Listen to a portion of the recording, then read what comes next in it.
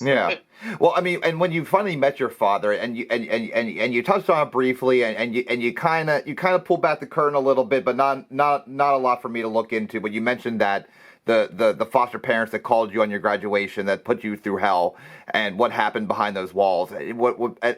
Without specifically knowing what was going on at those moments, did you, when you were in that situation and those people were putting you through hell, did you ever confront your dad over that? Like, hey, listen to what I had to go through because you Oh weren't my there. gosh.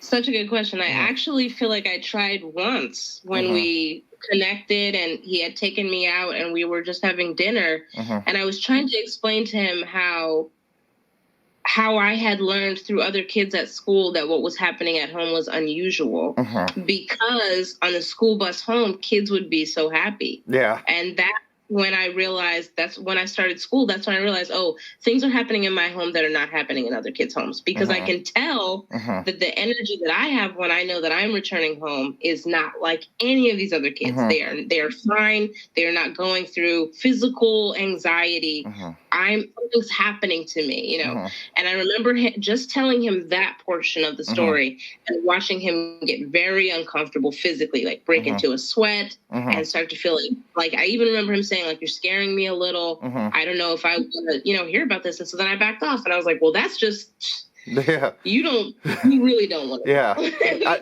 And it's almost ironic that he would be the person that would step in a situation like you were going through. Like, it's making him uncomfortable, but he would have, if had he not been related to you, he might have been the guy to kick open the door and remove you from that situation. But he can't even come to terms with that. He put you in that situation. Being okay, well, crazy. Well, okay. Well, thank you for touching on that.